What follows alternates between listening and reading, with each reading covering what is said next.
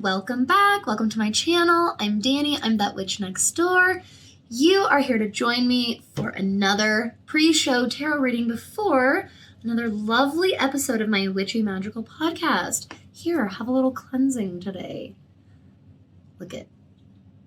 If you're a witch and you don't have some kind of broom, it could be a broom from the Dollar Tree, you should get one. Did you think I was going to say, you're not a real witch? I would never say that. You would just love it.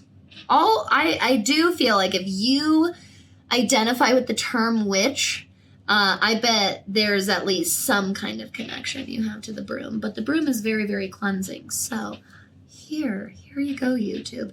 If this is your first time here, hello, welcome. Welcome to my channel. And if you like things spiritual, witchy, astro, cosmic, earthy, grounded, you want to learn how to apply all of this to your life and your business, you've come to a good place. You should hit like on this video and subscribe to my channel. And don't forget to ring the bell to turn on notifications so you never miss a video, which is twice a week that I release, okay?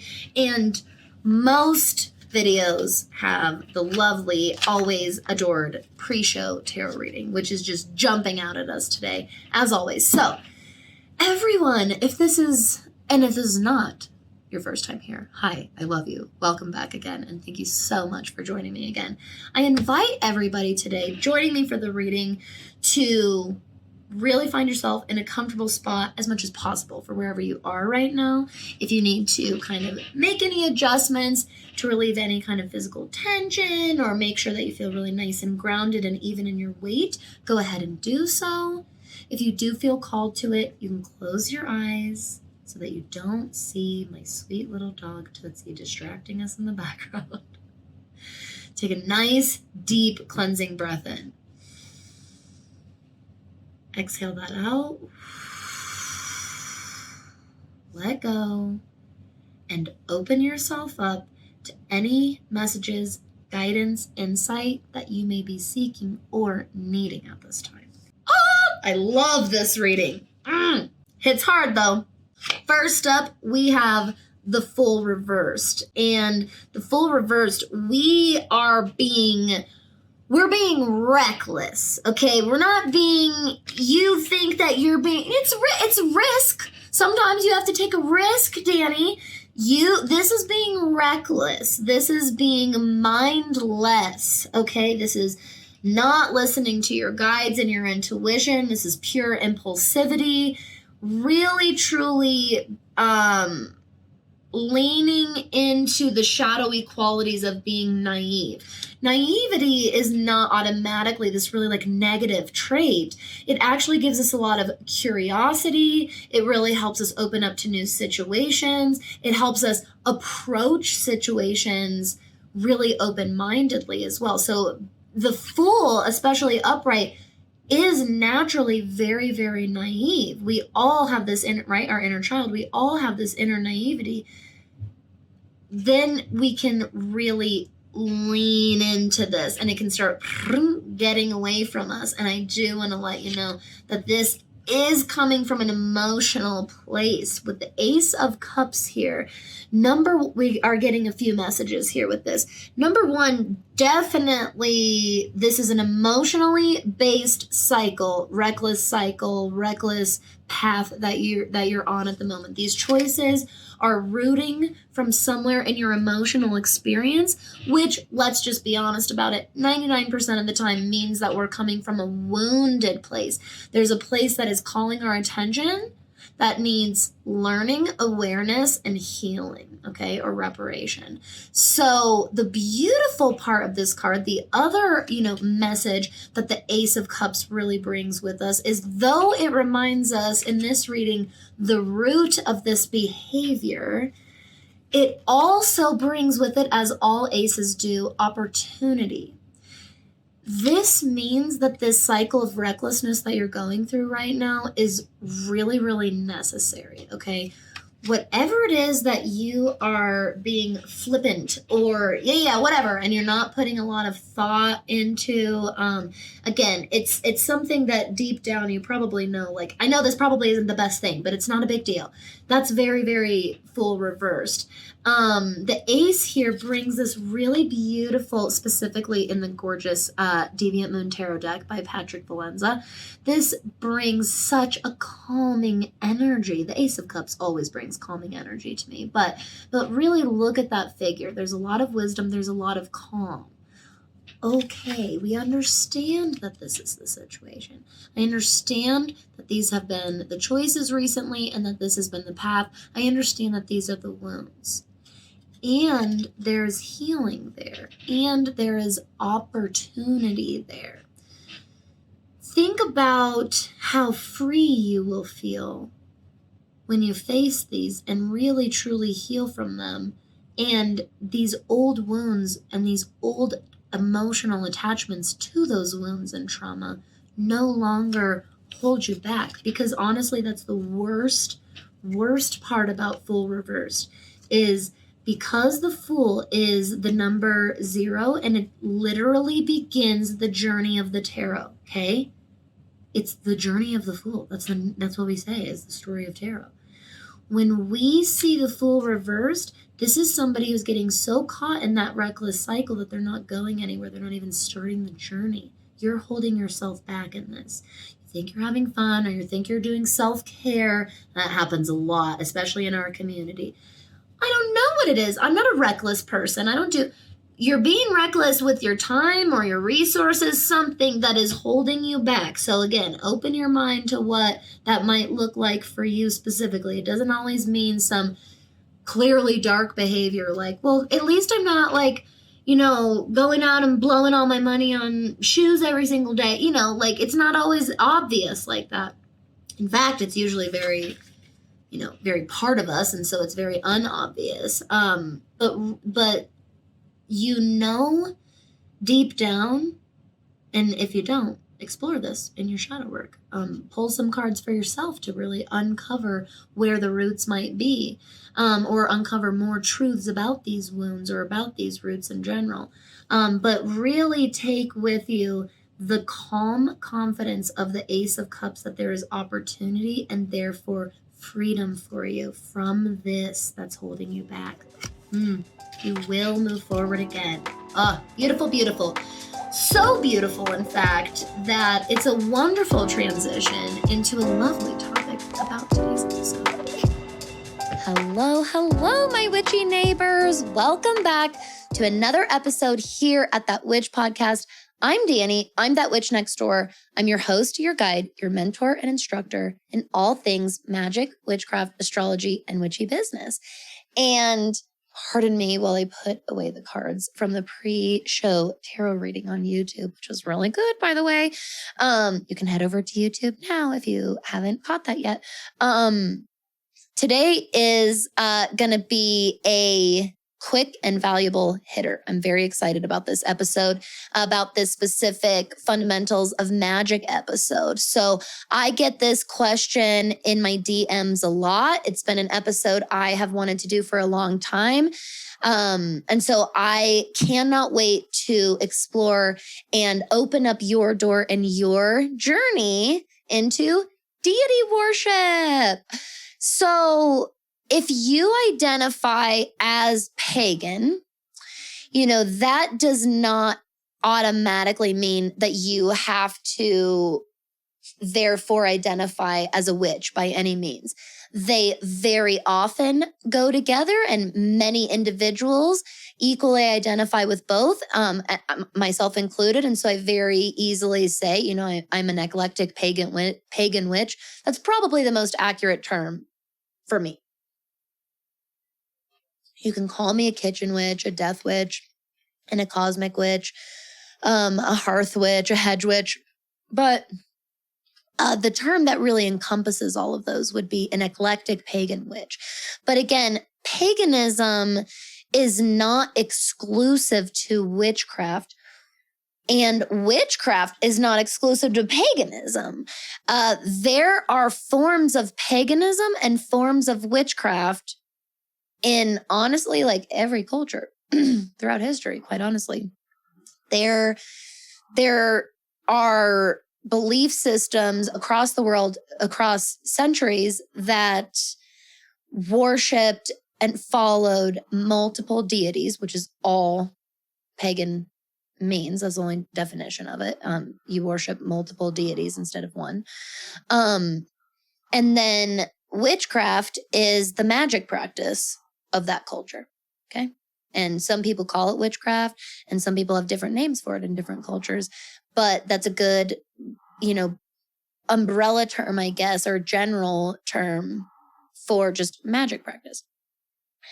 So if you find yourself drawn to working with other energies in general, and even if you don't necessarily feel called to specifically working with deities, I would still then encourage you to listen to this episode, because a lot of the basics that I'm going to go over today can be applied to working with any entity and energy work, whether the name or face you put to it is a deity or an extraterrestrial or a multidimensional or an angel or a spirit guide or the universe or spirit or source or God or Jesus or a saint, or I could go on and on. Any kind of, I'm serious. This is this concept of following and worshiping is very, very universal.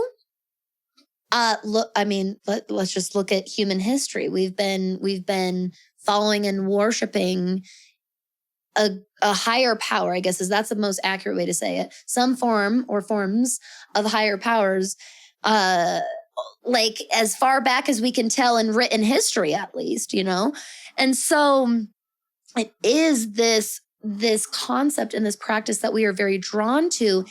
And, and on the hard flip side of that, many cultures, practices, and belief systems and organizations have, and individuals have totally poisoned and traumatized and harmed and damaged worship and spirituality. Okay. And I really implore you to validate your religious pain and trauma that you might have. We all have different forms of it. Most of us have some form of it. And I want you to validate it, and you have it, and you acknowledge that. And I want you to still carry that with you and open your mind and think about working with other energies outside of yourself, because I recognize I recognize that the term worship is very, very heavy and carries quite the connotation with it for most people. But guess what? We get to totally redefine that if we want. And I really encourage you to, because you can unlock a part of your practice so much bigger than yourself. And it can be totally non-denominational in nature still, okay? It can still be very nature-based, very you-based, very personal, okay? And so I just wanted to offer that disclaimer at the beginning, that regardless of the energies or entities that you're drawn to, or the ones that you feel very put off by, I still encourage you to at least educate yourself and listen in on the inner workings of this practice, really. So first and foremost, a deity is usually defined by or looked at as a god or a goddess, okay? This could be in a religion, a belief system, or a mythology. And a lot of practitioners work with many different deities from many different cultures, sometimes forever. Sometimes they work with different deities at different times of their life. You can also sprinkle in here all other kinds of magical beings. So practitioners and witches can work with deities, gods and goddesses, and or, the fae, fairies, aliens and extraterrestrials, like I said, multidimensionals, spirits, meaning whether, and when I say spirits, I mean in a very general sense, or ancestor work, which is usually implies someone that's also a spirit and has passed on, but has direct family or lineage ties to you. Okay. So that's just a little bit of the difference. Some people do, some death witches, and witches or practitioners in general do spirit work in general. And some specifically do ancestor work and some do both. Okay. I do a little bit of both. Personally, there are many, many different entities. Some people work with unicorns and dragon energy. I really want you to keep a very, very open mind and know that everyone's practice is their own, and our human judgment of that's not real, that is totally fake, you're a crazy person. Some people really might be living in la la land and totally spiritually bypassing their experience here on earth. You're probably totally right. I come across people like that all the time. I get it. It's still their own bag and it's still their own experience. And I can continue walking on my fucking way without coming in and being like, just so you know, none of that's real. And I'm just saying that there is a line between, advocating for being grounded in our experience here and shitting over other people's experience and telling them magic's dead and not real and things like that. So when you hear of practitioners that work with unicorn energy and dragon energy, why is a mythological creature like a Pegasus or a centaur or a fawn, why are those any different than a mythological god or goddess? Ding, ding, ding. They're not any different. Same. So it's an energy, therefore, that you can call on and work with. Some of them are ideas that came into existence. Some of them we experience in our physical realm in this dimension. Some of them we work with in other dimensions on different networks. There's the sources for all of these energies can be very different. And we know some of them very confidently as practitioners, but a lot of this work is very purposefully shrouded in a lot of mystery. When we're here on Earth School, when we're here in these earthly incarnations, a big part of our lessons here is to take leaps of faith and to believe, right? We learn this lesson in Pisces. And so we're therefore not meant to fully understand everything. So if you find yourself feeling very adamant, but if I can't see it, but if I think it's fake, then that type of work is not for you. And that's totally A-okay. And guess what? You're still just as much of a witch.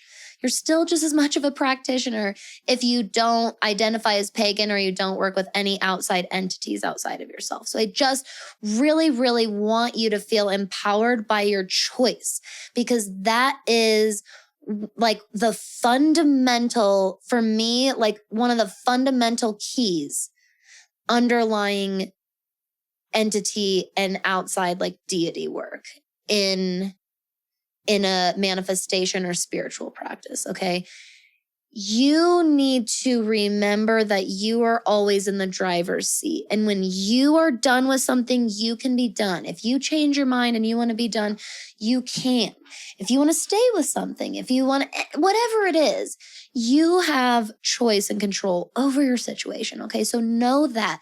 That being said, that means at any time throughout your practice and your path, I promise you that if things ever feel beyond your control, you can bring them into control. So if you have been following a certain path or practice that at some point, or energy or entity that at some point feels like this straight up does not resonate with me anymore, you can cut that cord and nothing bad will happen. You can just go your separate way. That is a natural part of our universe and our existence. Things can separate and go separate ways. So I want to take a lot of that fear off of a lot of you newbies out there that feel very drawn to deity or other energy and entity work and feel very, very held back by this fear that this higher power, that it means they're more powerful than you. I actually don't like that term. I only use that term so that people, it's a non-denominational term that I use that a lot of people understand. That's why I use it. I don't actually love that term.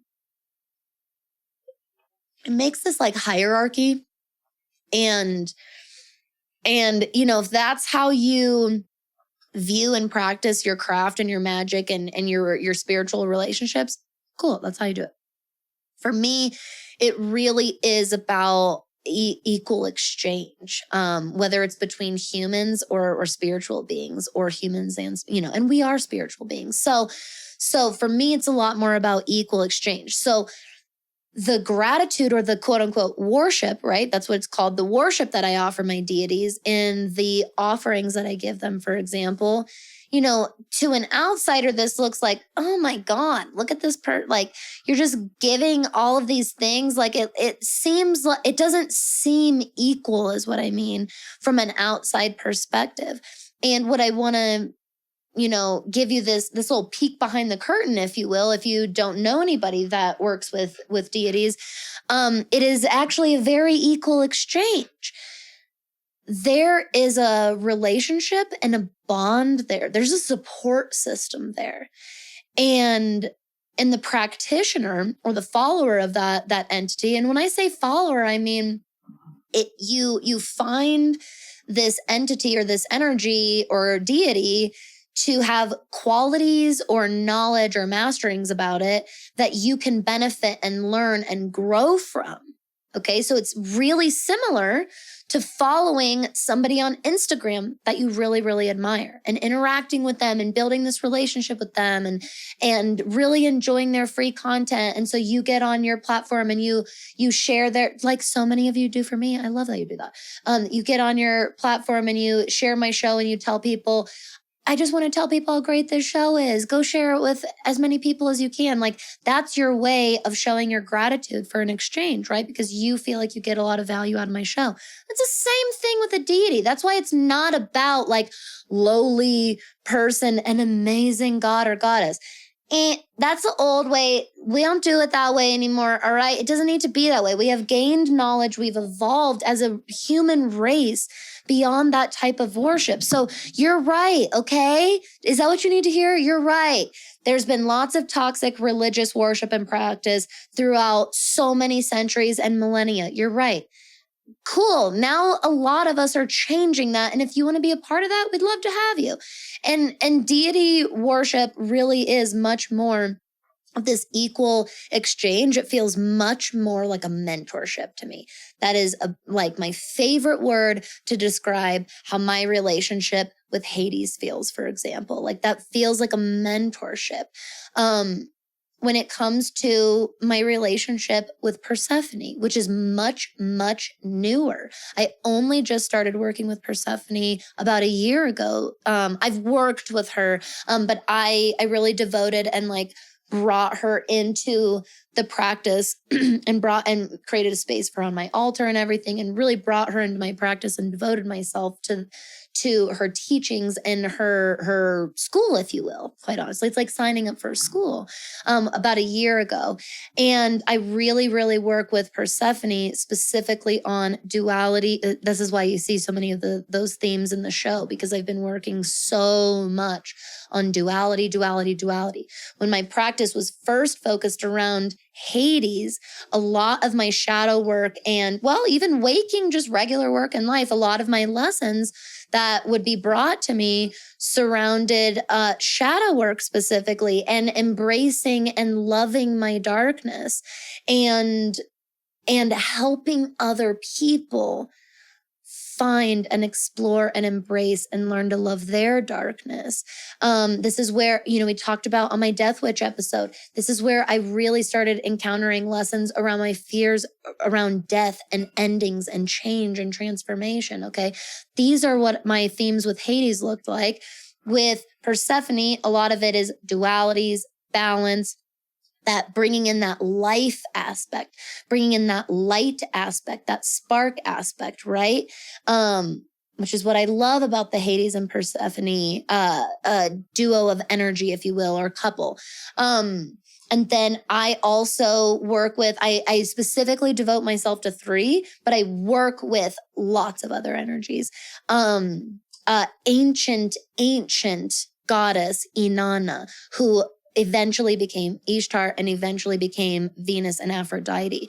But ancient Sumerian goddess from the Sumerians, who are some of the oldest texts that we've ever found to date. And so I work with Inanna specifically on both my strength and my grace and graciousness, because she is a god not only of love and beauty, but she's also this goddess of sex and war and agriculture. And honestly, like, I really feel like the deities associated with agriculture, everyone's like, abundance.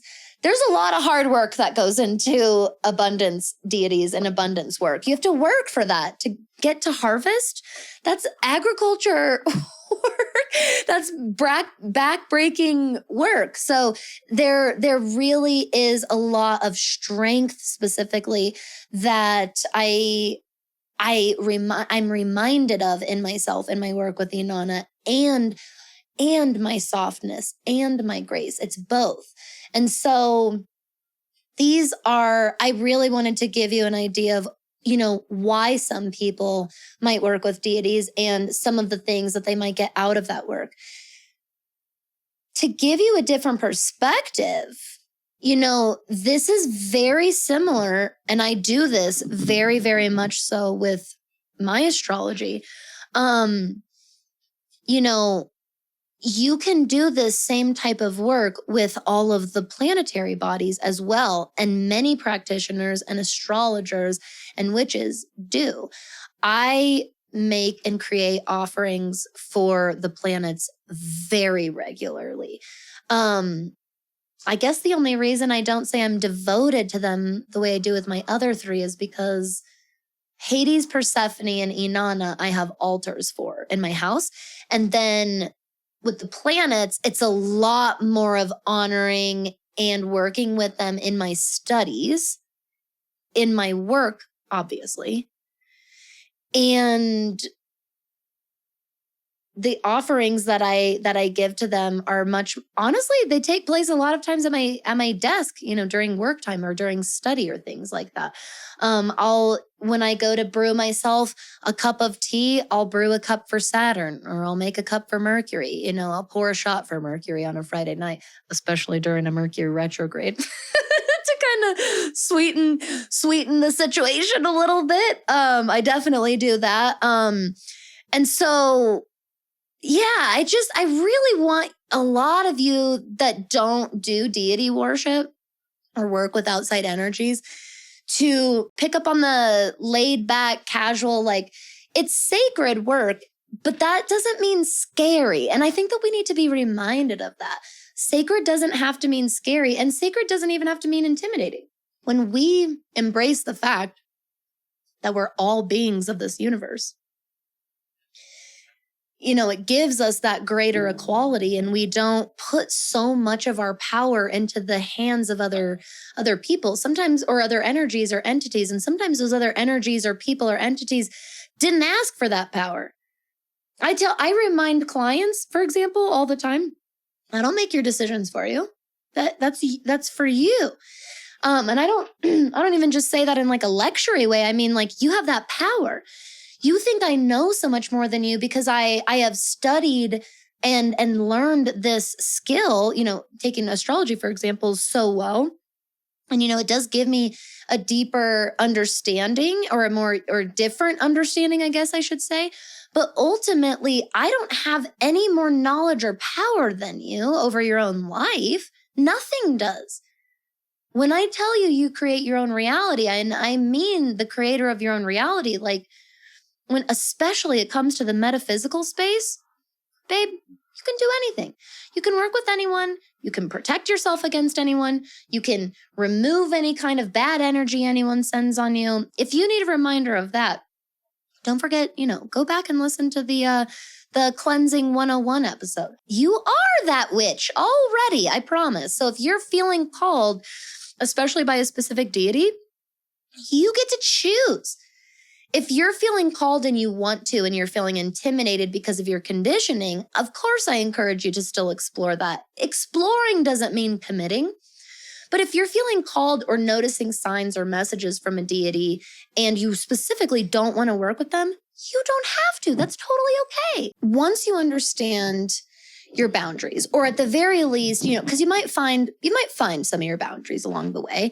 Once you understand the power in your boundaries and that you really have full control and decision over the entire experience, which relationships you do engage in, what practices you do with those energies, what you don't do, what you continue to work with and what you stop, right? You have this total control. Once you accept and really embrace that control and that power, then you can kind of get started. So it depends. Number one, like I mentioned, a deity might be calling to you. This can look like seeing the same sign over and over and over again, the same type of bird, the same type of animal image, the same, like bird meaning flying in the sky, like local to you. For me, with Inanna, it was ravens. And like, I mean, very, very particularly interesting sightings and situations with ravens. You know what I mean? Of course you do. There's a difference between a sighting and a sign. That is a very important little differentiation. A sign is that thing that makes you go, is that a sign? Usually, yes, when it makes you think that. And not all signs are like huge or whatever.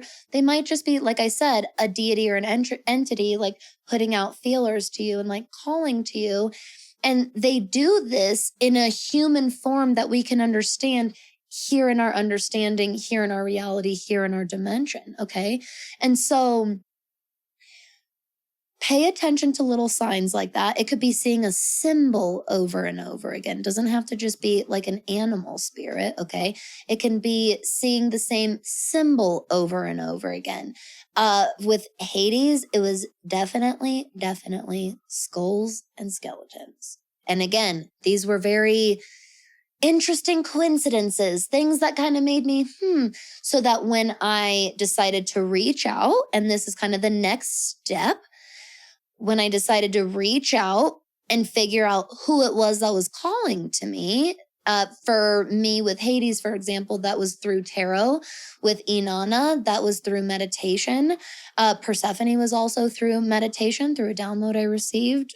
And so when you do decide to reach out, just know that by reaching out and putting out your feelers, like you don't have to say yes.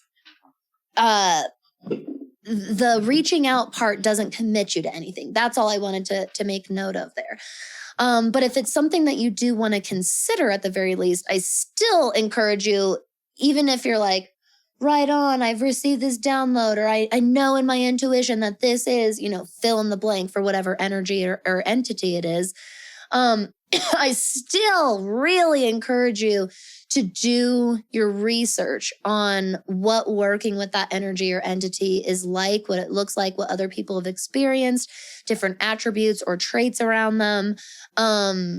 Because again, it's similar to, I had one witch tell me one time, it was like dating. It was getting to know somebody, was learning more about them. And I do really, really encourage that, because if you're considering some kind of long-term committed, again, worship or following type of relationship or connection to this energy, really make sure first. And don't forget, like I said, you can work with any of these entities without devoting and committing yourself to them. You can call upon or invoke these energies and ask for their help, essentially, or ask for their guidance, whenever you need it. It doesn't need to be, it doesn't have to be a long ongoing thing. It doesn't have to be at all. A lot of people will do specifically a Venus ritual on Venus Day, and it's both invoking and honoring the very goddess form of Venus and this very planetary form of Venus, okay? And really remember, the reason you're bringing offerings is because of the divine energy exchange, just like we spend so much time talking about. That's why we do offerings. It's not to be some woo-woo thing, like giving, I just give food to this invisible force and I just I don't know. I'm trying to, as you can see, having a hard time. I'm trying to understand and go back, honestly, back in time in my mind of what I used to judgmentally think about people that would worship another energy and the different, arguments I had against that. And now I've done this for so long that I'm having a hard time putting that into words. Thanks, Mercury retrograde. But the point is that the reason we do the offerings, the reason you offer a sacrifice, or because a sacrifice can be anything. Some people give a strand of their hair. Some people give their time. Either one is a sacrifice, for example. I used to give the last cookie, you know what I mean? Things like that. That's a sacrifice. You know what I mean? It's simple, and it doesn't have to be the blood sacrifice. We'll talk about blood magic. We are doing a quick, easy episode today. We're not falling down the blood magic episode today, but we will. Don't you worry. Of course we will. Scorpio runs this show. The offering is you participating in the divine energy exchange. You're asking for guidance. You're asking for gifts or blessings, whatever it is, help, whatever it is that you're asking for this energy. You don't just ask for nothing, right? You provide something. It's an exchange of goods and services. That's what the offering's for. Now, to help inspire you about what kind of offerings and what kind of activities you can do, if you will, or practices you can do to work with the or deity or energy or entity or to honor them, these answers are found in that research that I encourage you to do. When you familiarize yourself with that energy and you really personify it, which is honestly for me, big reason why learning astrology became so easy, because I started personifying the energies. I think that it helped that I had such a background in witchcraft before I started studying astrology instead of vice versa, because I was able to personify the energies of the planets and really understand them on this relational, personal level. I get people. Most of us do. I get lots of people. You know why? Because I interact with people all the time. All of us do. And so when you personify something, it is to bring it more into your realm of awareness. It's to make it more equal with you. Okay. So when you do this research, when you maybe potentially eventually turn that into an altar space dedicated to that energy or that entity, while you're doing that research, you're discovering things and traits. You're developing an understanding of this energy's likes and dislikes, right? Things that it would joy and things that it wouldn't, especially based around so for Hades, for example, one of the major teachings of Hades is emotional balance, because Hades is the god of the underworld, and he was bestowed this responsibility, and it's a big fucking responsibility to decide where everyone goes in the underworld. I loved learning this in my research about Hades. It takes the most just God, the most justice, the most balanced, the most truly emotionally balanced. And that's why Scorpio, which is very much a child of Hades, and Pluto, right? Scorpio operates and has to learn lessons about emotional extremes. That's why a lot of Scorpios, myself included, obviously, feel very called to work with Hades, because my life, I have always felt very burdened by my emotional extremes. And so a lot of my workings with Hades, that's why I said it's very shadow work based. A lot of my practices with him was just writing in letters in my journal and giving him my time and giving him my neutrality and showing that I had been learning through this inner work and learning through my research and learning from my meditations with him that I was proving, okay, I'm not, I'm never going to be perfect. Obviously, I'm still a human being. I'm this organic being, but here's a lot of this progress that I'm making. Even those like moments out in life when you apply some kind of teaching from your deity, that in and of itself is also a form of the worship. It's also a form of your offering. You're showing that you're being accountable. You're showing that you're present and you're showing up. So don't feel like you have to have a lot of money or time or space to work with outside energies. It should very much be something that much more easily aligns with your life. So sometimes I do big offering rituals where I go specifically buy some flowers or a specific plant, a specific beverage or bottle of liquor or something like that, specific type of food or treat that I buy or make myself.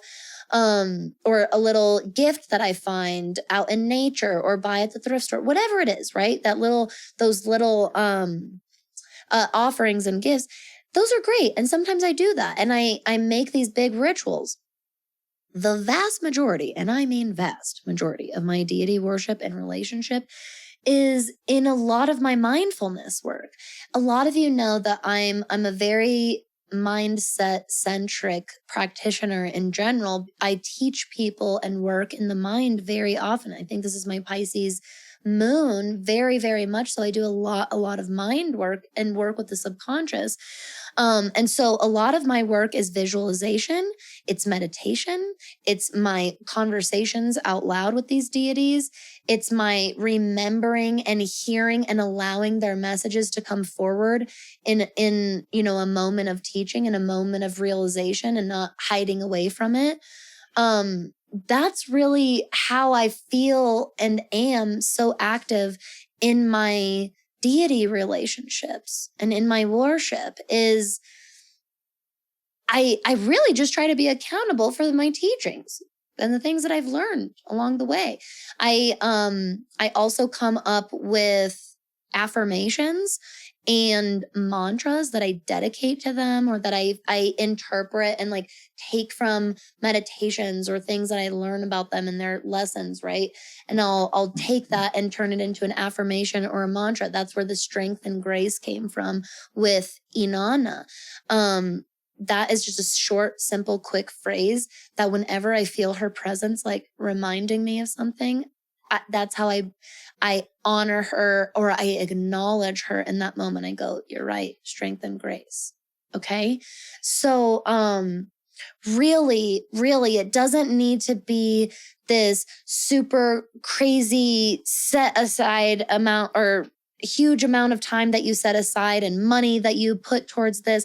Your guides and your deities are here to help you grow. They're not about, and honestly, right now with my puppy chewing on her chew bone and flies flying in my face right now, this is a big lesson of Mercury retrograde.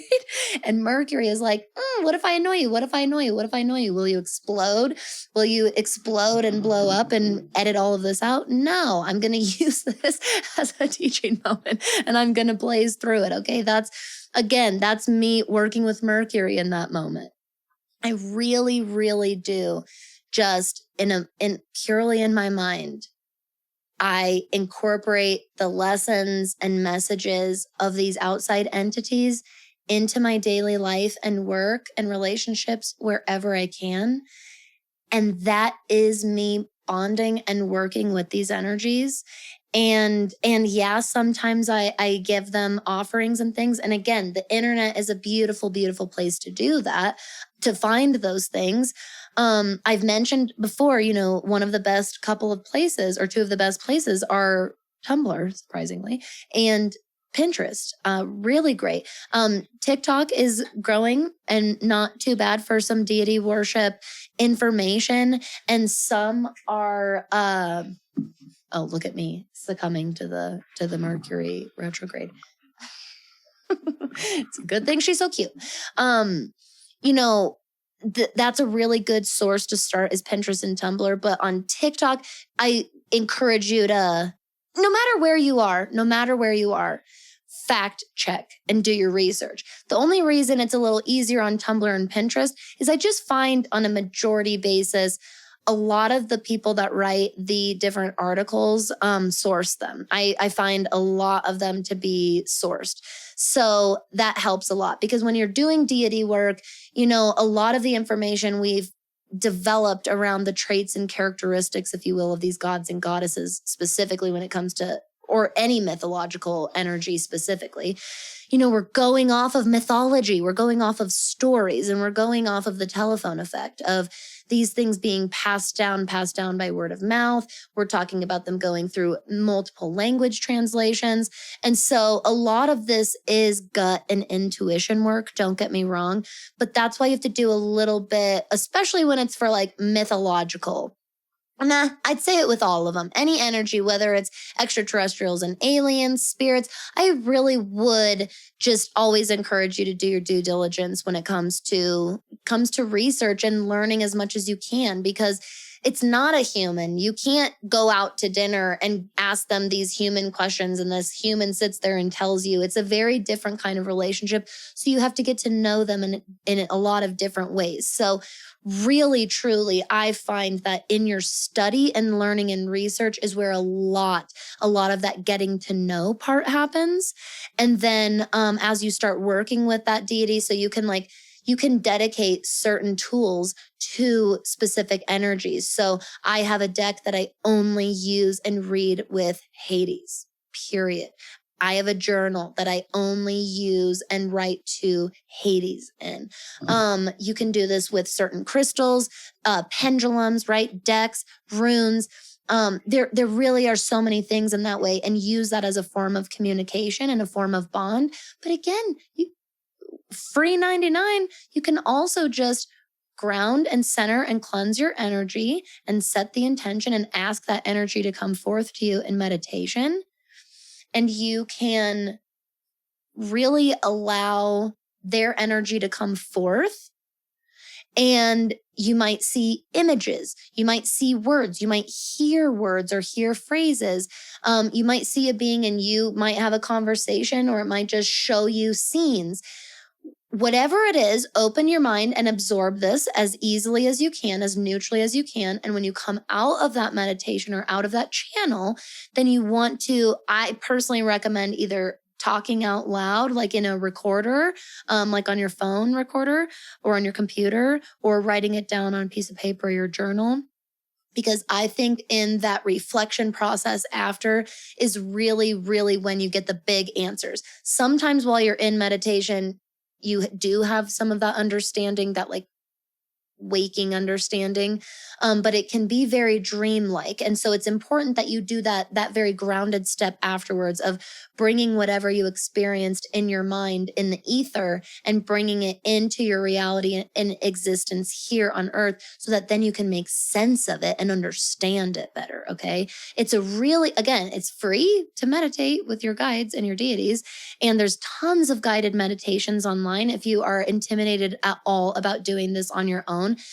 This is definitely something that I'm going to teach more and more about in that witch school, on the blog. I definitely want to offer more and more education on not just meditating in a basic sense, although I will with that as well, but specifically connecting in what we do when we get into that meditative space and who we can communicate with and how and our boundaries there, all of those kinds of things. So I think that this is a pretty well-rounded stopping point for now. I think that this is a very good start and plenty of information to get started on and inspired from.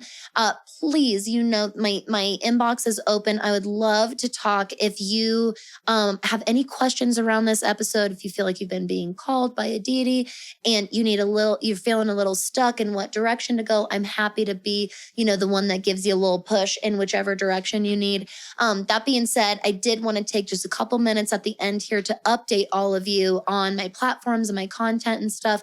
So if you're not already on my Instagram, or maybe you missed my little announcement last week, I am shifting my energy on my platforms a little bit. So while I'm not completely removing myself from Instagram, you will see a lot less of me on Instagram. I will be using that platform much more as like a bulletin board, like a place for announcements and updates and offers and specials and things like that. It's mostly going to be the Insta part of Instagram, this instant, quick, convenient way for me to hop on and connect with all of you. So sending me a DM on Instagram is still always a perfectly acceptable way of getting a hold of me. Just like via email, I still have like roughly 24 to 48 hour response time, depending on, how many DMs or emails that I have, especially after an episode. But I still am active and on there for communication. What I'm updating you on is if you're looking for more in-depth educational content outside of the show and podcast, you're not going to be finding that on Instagram anymore. You will find that on my blog, on the show, continued, obviously, and in that witch school. So we're really nearing that witch school, and it's such a beautiful process preparing and creating this community in this space, because it's inspired so much more alignment for me. And what I really have come to the realization of, especially in the last weeks, especially since honestly, it's like the moment the sun moved into Aquarius, I really want to uphold my views and teachings about mindfulness and alignment. And so trying to be on a platform in a community or create a community that I feel so disaligned with who runs that platform really has nothing to do with my actual audience. I love all of my Instagram followers. I love connecting with all of you. That's why I'll never come off of there. But I really, really, really just fundamentally disagree with the systems that control and run Instagram and Facebook itself. And again, if you listen to the Divine Energy Exchange, you heard me definitely tangent about that. So I made this decision and this move to really be accountable to that. And honestly, this feels much more aligned anyways.